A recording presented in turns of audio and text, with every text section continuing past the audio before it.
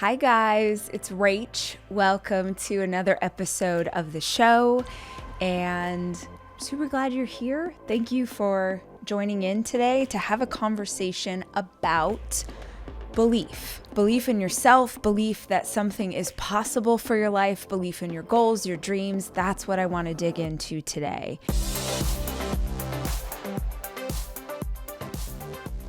I will start by telling you that I just did like 30 jumping jacks and danced around to some music because I took my oldest son to see Beyonce last night. It was Jackson's first Beyonce concert. It was my seventh. I don't even know. I've seen her quite a few times. And this was the second time I've seen her on this tour. And to be totally honest with y'all, I didn't want to go.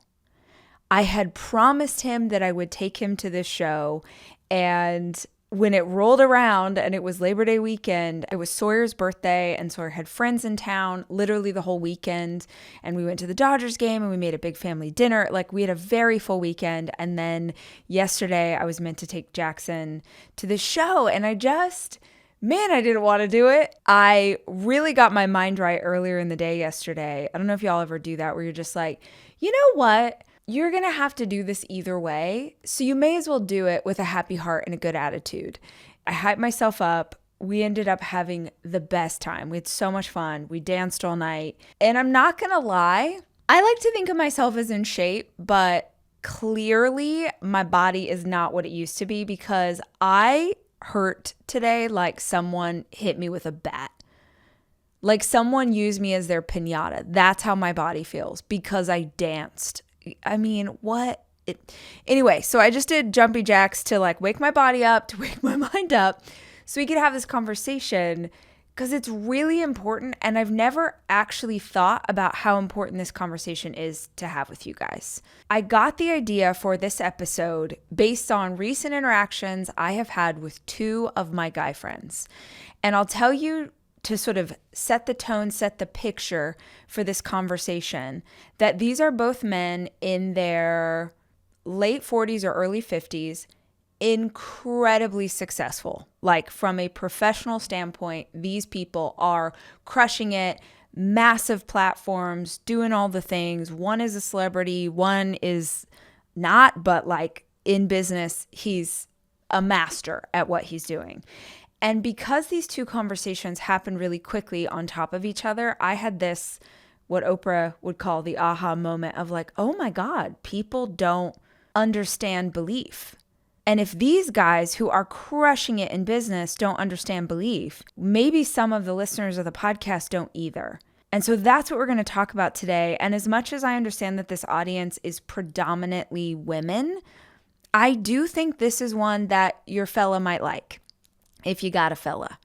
But if you have a man in your life, your brother, your daddy, someone, I feel like because the impetus for the show came from two men, this might also be a really good one that you share and be like, hey, this chick I keep talking to you about, check out this episode.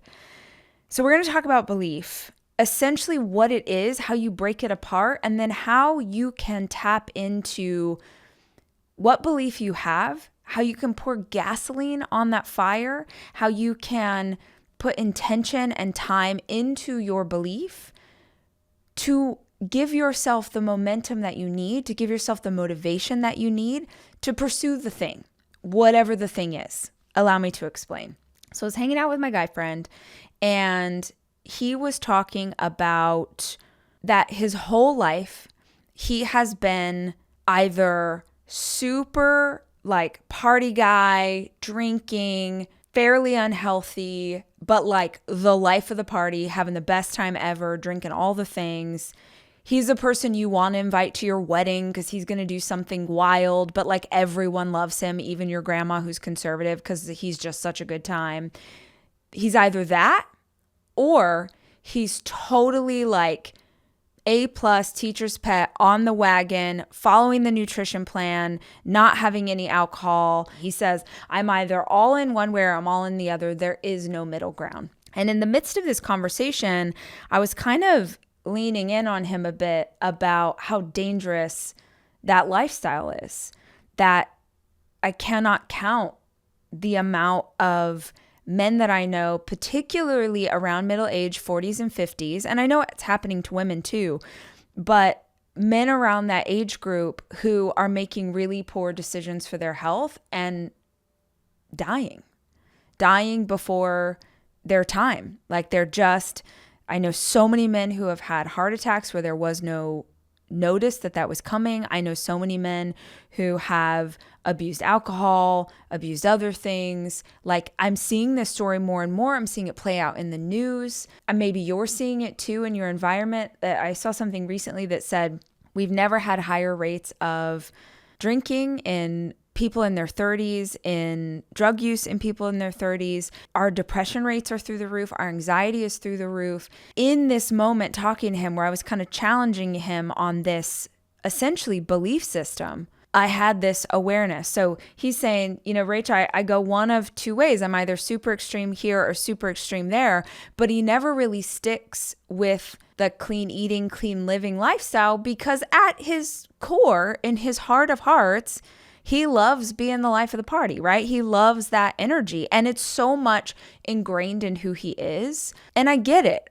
How many times in our life have we, you go on a diet because you want to get in shape for your sister's wedding and like you're feeling good, your energy's amazing, you feel really like bam, bam, bam, my body's slamming, everything looks good, but it's boring.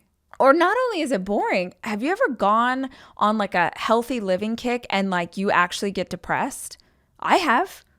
Food is fun. Food is a friend. When I first started the process a decade ago of trying to make change in how I ate, how much I drank, how I was living, it felt like the loss of a friend. I don't know any other way to describe it. I don't know if any of you guys can relate, but for me, that was a huge part, a huge thing to unlearn, was that life could still be fun even if I wasn't having 2 glasses of boxed wine. Life could still be fun even if I wasn't eating nachos. Life can still be really fun and really fulfilling, but we get into these patterns and those patterns then establish what we believe. More on that in a minute. But so I'm talking to my friend and he's telling me this thing like there is no middle ground, and he has a hard time sticking with like the clean living ideology because that's not who he is at his core.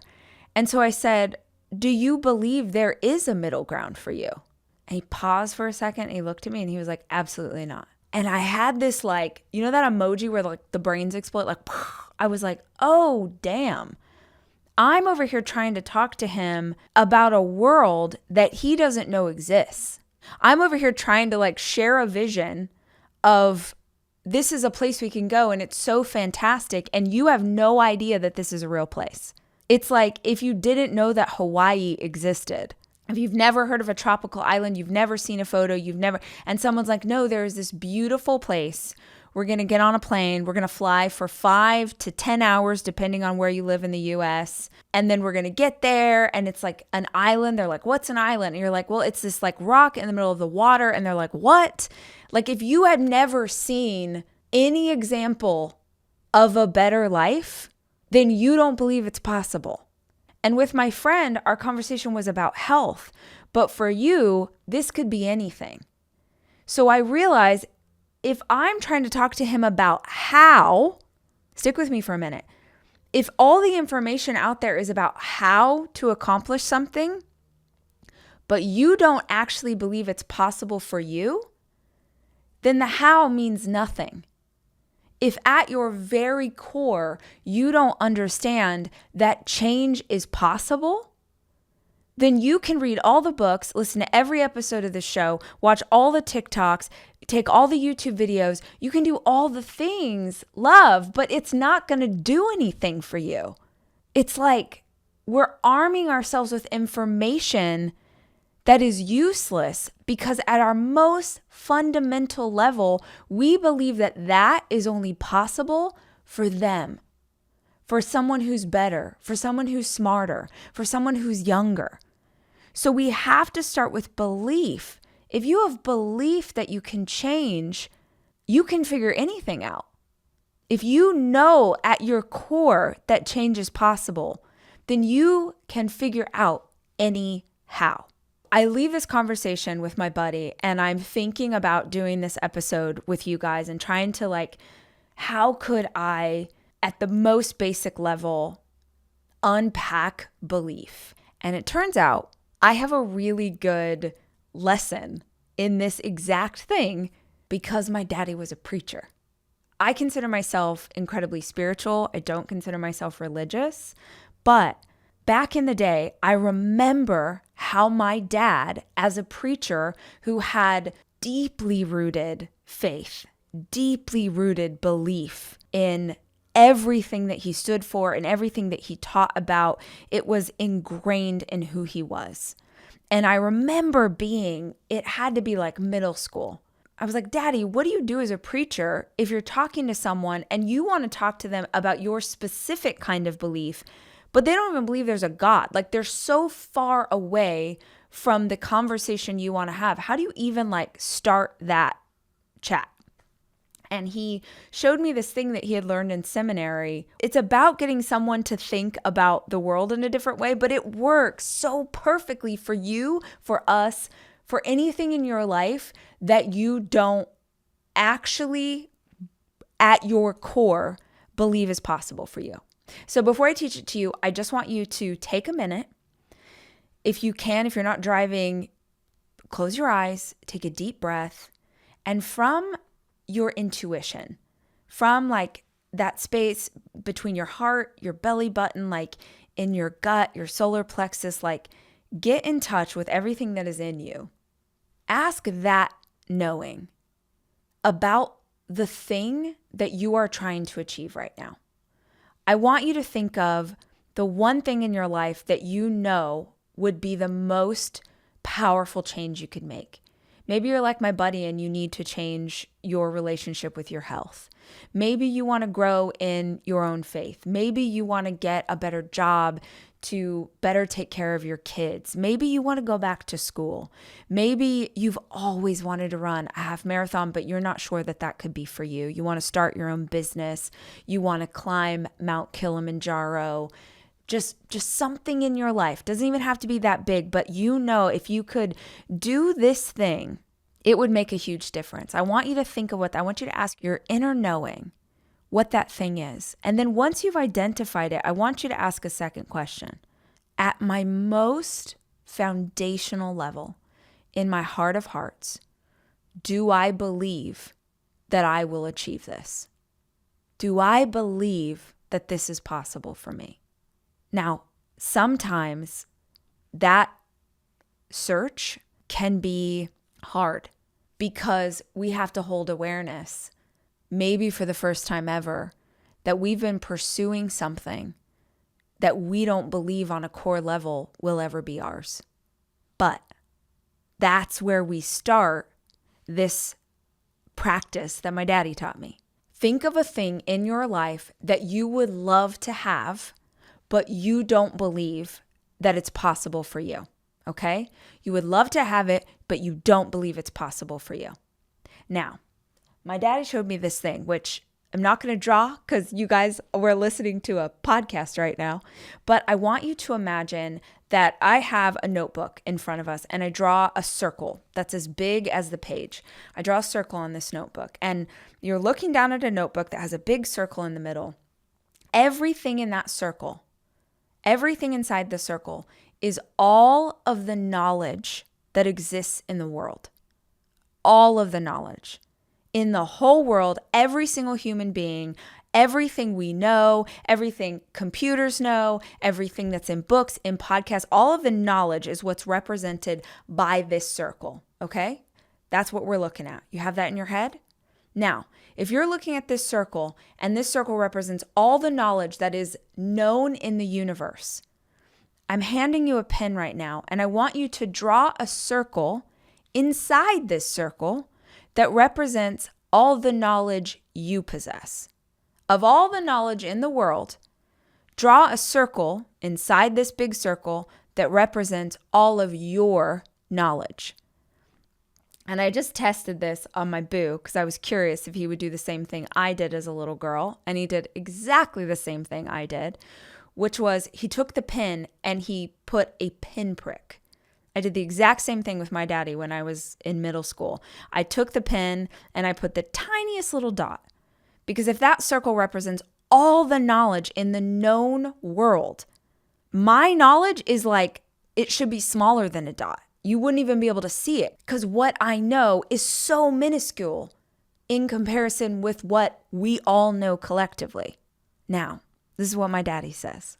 If that little dot represents everything you know, and this big circle represents everything you don't know, is it possible that the answers you are looking for exist in the space in between the circle and your dot? Oh, I love this. Said another way, this thing that you want but don't believe is possible for you, if you were given all of the knowledge that exists in the world and compare it to your tiny little minuscule amount of information, do you believe that the answers, do you believe that the solution you are looking for could exist out there within all the knowledge in the world? Unless you just want to be cantankerous, you're going to have to agree that yes, no matter what it is you're trying to do, no matter what it is you are trying to do, if you were given all of the knowledge in the world, there would be a way to get where you want to go. That's where belief starts. Belief starts with you getting curious about the things that you don't already know. The reason that you might not have thought about that, or that you might not already be curious about that information, or the reason that my buddy doesn't believe there's any middle ground between wild party animal and none, is because of something called expectancy theory. Expectancy theory says that we make decisions and perform actions based on what we expect to happen. You make decisions every single day, not based on reality, but based on your reality. And your reality is 100% tied to past experiences. 50 years ago, 100 years ago, when we started to study the brain, and we started to think about how humans took in information, they used to believe that information was just sort of like flying into our brain and we were absorbing it and then making decisions based on that. That's not what's happening. We now understand that we are seeing the world through a lens of past experiences. What has happened to you historically is what you believe is going to happen in the future. Your brain is set up to expect a certain outcome. So my buddy expects that life can only be one of two ways, and so he lives life one of two ways. He goes and he parties and he has a great time and he has a little too much fun and he goes a little too hard, and then he's like, whoa, I gotta back off, and he flips over to the other direction. Then he's like, this sucks, I don't like this, and he keeps swinging back and forth because he expects that that is what will happen. Remember, y'all, we do not get what we want in this life. We get what we expect. The partner that you have, the romantic partner that you have, if you've got one or if you don't have one right now, think of the last person you were with. That relationship was a manifestation of what you expected to get from a partner. That's freaking brutal. For those of us who have had partners that were terrible, it's such a punch in the gut. Because you're like, wait, no, I didn't do anything. I didn't want this person to cheat on me. I didn't want this person to be a jerk. I didn't want this person to be a narcissist. I didn't want her to be rude to my friends. I didn't want that. But if you experienced it and kept putting up with it and stayed inside of it, it was because on some level you expected that that's what you deserved. Expectancy theory says we will take action based on what we think is going to happen. And the bummer is that this is not even conscious. We're not conscious that we're making those decisions. The scary thing about the expectation is that the expectation begins to solidify the belief. The expectation solidifies the belief. We expect to get something. We take action based on what we think is going to happen. We get exactly what we thought we would get. And then we're like, see, all men are pigs. See, the world is out to get me. See, if I put myself out there, I'll be shut down. Like, we take action based on what we expect. Think of like a salesman, right? If you're trying to sell something to someone else, you're trying to sell a car, you're trying to sell a product, whatever, and you walk up to them and you're like, I mean, I'm sure you don't want that. I'm sure you don't want this. It's like it's like weird. You probably already have a notebook. Like, you don't need a notebook. Like, I'm sure you don't. I'm sorry that I even bothered you, actually. You already expect that you're not getting the sell. So you come into the space with that vibration, with that language, with that mindset, and then you get exactly what you expect, right? You go into a situation in fear, and then you get exactly the thing that you were afraid of. On the flip side, there are so many recorded cases, so much science, so much data around what happens when someone believes that something is going to happen, that they get the results they believed they would get, even if the activity didn't take place. So, for example, they've done a ton of research on what happens when they give patients a fake surgery. Patients sign up for a surgery for their knees. They have bad knees and they're going to get orthoscopic surgery on their knee, but they sign up to be part of a study. Half the patients get the surgery. Half the patients, they make 4 incisions in the knee and don't do any surgery.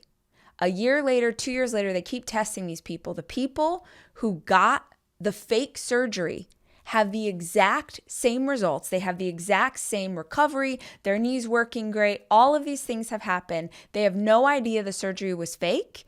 And so because they had belief that their knee was made better, their knee was made better. There are so many examples. Think of placebo. Like when we test out a new medicine, there's the placebo effect that we've got to give people, like half the study has to have sugar pills so that we can see, does the medication actually affect them, or does our mindset and our belief about what the medication will do affect them? There's this really sad but fascinating story from years ago where a guy, I'm not going to get this perfectly, but like you'll get the gist. A guy was working, he's part of the railroad, and he was in charge of like checking the cars at night or something. So he'd go in and make sure all the cars were empty. One night, this guy in great health, he's like in his late 30s, he's checking the cars and he's checking the series of train cars that were refrigerated. So it was one of those trains that goes across the country delivering food. He goes into a refrigerated car and gets in there and the car locks behind him.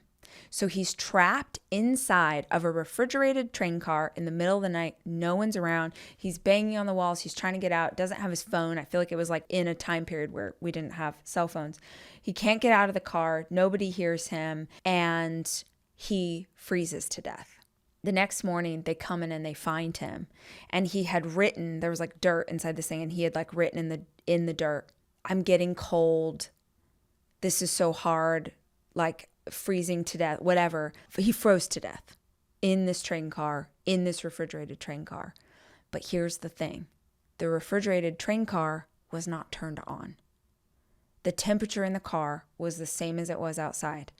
It didn't overheat. It wasn't too cold. There was plenty of air. This man, his body literally froze to death because he thought that he was in a cold space.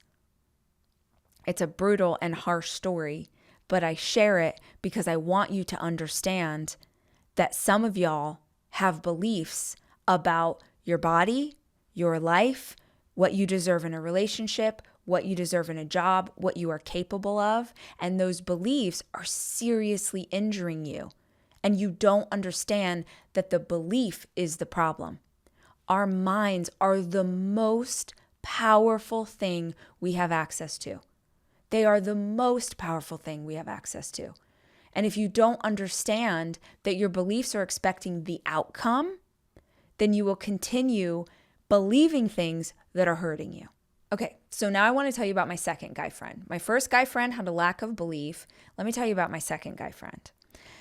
I go to lunch with this guy last week. I've known him for a few years, and he's so excited. Like, before I even sit down, I can tell that his energy is completely different than any time I've ever interacted with him.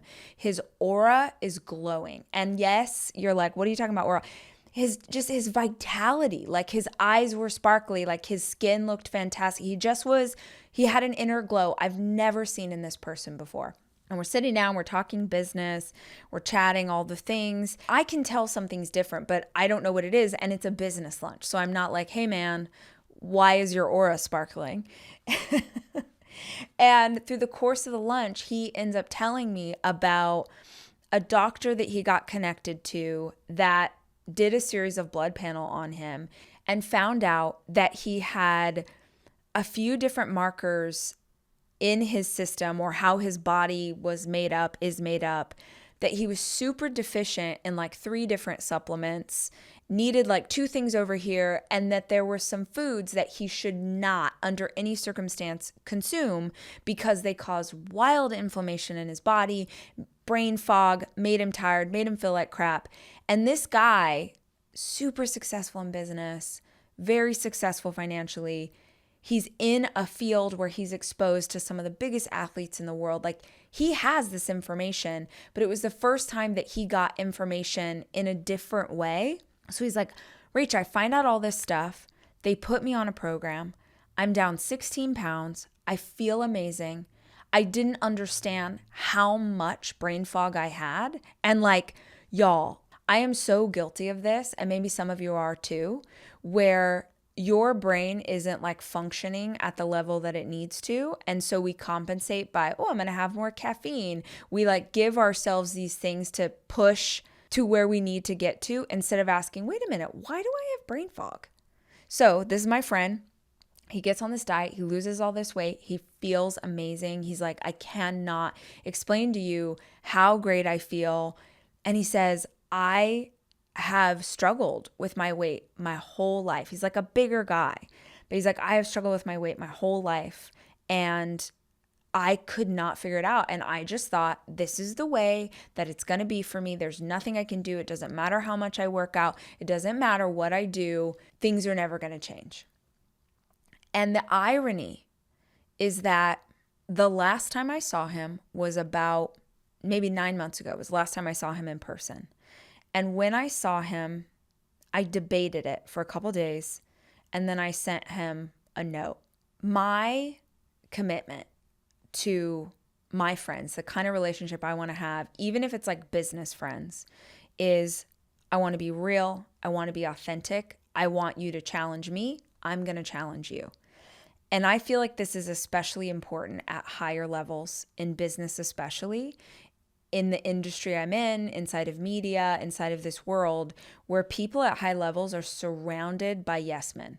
They're surrounded by people who kiss their ass, who don't want to tell them the truth, who don't show up in a real way. And then you have these high level performers who start to make really bad decisions, start to crumble, start to get sick, either emotionally or physically, because they're doing all this stuff and no one will be real with them about what's happening. So about 9 months ago, I see my friend for a business meeting. And when I left, I sent him a voice memo and I said, I love you and I hope that this doesn't offend you, but even if it does, I'm going to tell you that you don't look good. You look really bad. Your eyes are yellow. You've put on more weight. Like, you know when you can tell that someone's like really abusing their body? Like, I could tell that he was doing that. I remember he was like, no, man, like I was just wearing a big sweater that day. Like, nah, girl, like, you know me, I'm like working out like 6 days a week, blah, blah, blah. And it turns out we're having this lunch and it was the most real that he has ever been with me. He was like, no, I knew when you said that to me.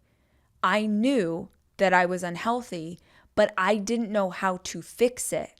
And so I refused to believe that it was true. How many of us do that? How many of us will not look in the mirror and face what is really going on? Really going on. It's not made up. It's not something in your mind. It's like, no, I have to take ownership of what is happening. I'm going to keep saying this on this podcast until the end of time. But if you don't face it, you can't fix it. So he had just accepted that this was how life was.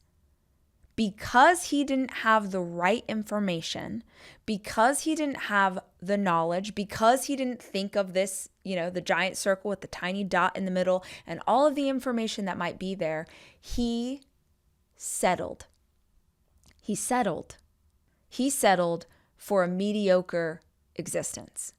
And I don't mean a mediocre existence for other people. Other people dream of having this guy's life. I freaking promise you, you don't know a straight man on the planet that doesn't wish they had this guy's job.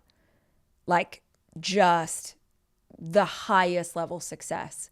And I'm so sick of people at the highest level of success who are internally destroying themselves and nobody's talking about it. This beautiful human did not know that there was a solution for him. He thought, well, I'm just going to have brain fog. This is just part of getting older.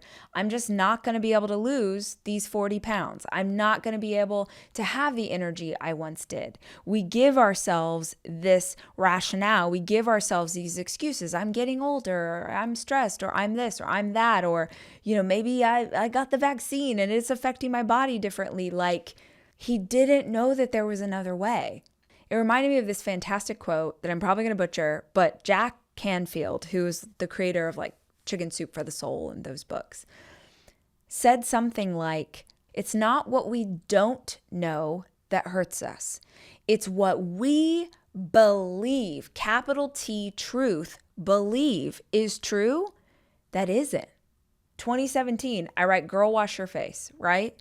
Didn't know it was going to be called that. Didn't even know what I was writing about. I just wanted to write about the hardest things I had ever lived through and the lessons I learned. And it wasn't until I was in the midst of writing that book and I looked at the chapters I had already created and I was like, oh, these are all lies. These are all lies. I realized as I was writing it, like every single chapter that I had written was a lie I used to believe.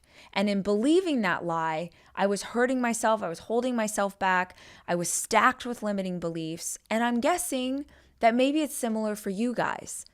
A few years ago, I was working on a project. I wanted to talk about health.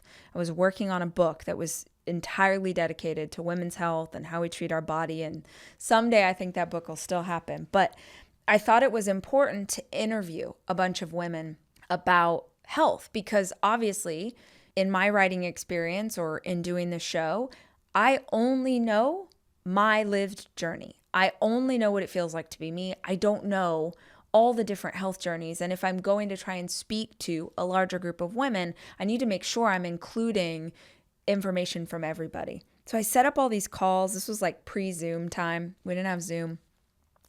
I set up all these calls and I had this questionnaire and I would go through, I was asking them all these questions and I started to get the same answer from every single woman. And when it happened twice, I was like, that's weird. When it happened 3 times, I was like, that's weird. When it happened 4, 5, 6, 7, when every woman said the exact same line, I got chills. I still thinking about it, get chills on my body.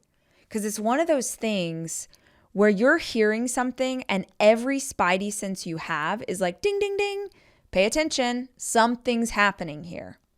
What every single woman said to me, let's say I interviewed 20 women, 19 of those women were on a health journey that kept fluctuating. They would make change, they would come back, like my friend at the top of this conversation, swing one way, swing the other. They would fluctuate in their weight. They were deeply unhappy with their body. For some of them, it wasn't a weight thing. For some of them, it was mental health, emotional health. They'd do really well. They'd backslide. For some of them, it was addiction. It was numbing. It was coping mechanisms. They'd do really well. They'd go back and forth and back and forth. Every single woman but one told me the exact same line. And before I tell you what that line is, I want you to understand that the one woman, I swear on everything I hold dear, the one woman who did not use this line was the one woman who 11 years prior had changed her health forever and never gone back. Okay, so I hope you have full body chills. I hope your spidey senses are going off when I tell you that 19 people who were still struggling for decades all had the same belief, and the one woman who'd made lasting change hadn't that belief, okay? 19 people told me, oh, I know exactly what to do to get healthy. 19 people believed that they already had the answers. Just like my friend believed that he knew everything there was to know about his health, and feeling better just wasn't for him. Feeling better just wasn't going to be his thing. Those 19 women thought, they were like, no, I know exactly what to do. If I do high protein diet, if I do this, if I go to therapy twice a week, if I do then it's all going to be better. I know exactly what to do, they told me. I just don't do it. And I freaking guarantee that you're sitting there right now, you're walking right now, you're doing the dishes right now, and maybe you're having an aha moment of like, oh, dang, that's me. I believe that I have the how, but I just don't have the motivation. Here's what I need you to hear me say. If you're not doing it, you don't have the how. Because the how isn't just about what you're going to do. It's about how you will implement it into your life in a way that is easy for you to achieve. If you're not doing it, you don't have the solution. If you, quote, tried everything and you can't get your health the way you want it to be, you haven't tried everything. If you have talked to everybody in town and nobody wants to do business with you, you haven't actually talked to everybody in town. I think it would be really helpful if that could click into place for you today. My friend was struggling with his health because he didn't have the right plan for him. It's different for every single one of us. The fact that it hasn't happened for you, whatever the goal is, if you have actively been pursuing it and it hasn't happened, it is because of one of two reasons. Number one, you don't believe it's possible. Number two, you believe it's possible, but you don't yet have the information that you need. That's it. That's it.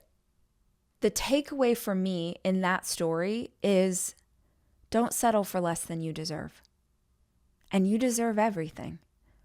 You deserve a life on your terms. You deserve a body that you feel good inside of. You deserve friends and lovers and family members that pour into you, that fill up your cup, that make you feel great, that it's a shared relationship. You're giving to them, they're giving to you. It's not all you just pouring yourself out or being a doormat or laying yourself on the altar of martyrdom, because that's what good girls do.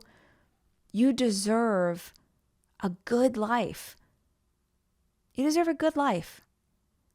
And if you have a part of your life, or maybe many parts of your life, that don't feel good, please don't settle.